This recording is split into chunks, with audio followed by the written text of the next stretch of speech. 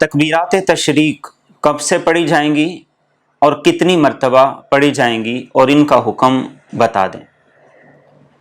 تکبیرات تشریق وہ تکبیرات ہیں جو مخصوص ایام کے اندر فرض نماز کے بعد پڑھی جاتی ہیں، اور یہ تکبیرات تشریق 9 ذی الحج کی صبح فجر کی نماز سے شروع ہوتی ہیں اور 13 ذی الحج کی عصر تک جاری رہتی ہیں۔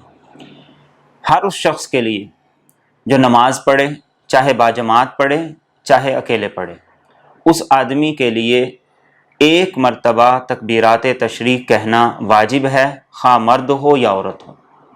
اور تکبیرات تشریق یہ ہیں: اللہ اکبر، لا الہ الا اللہ واللہ اکبر وللہ الحمد۔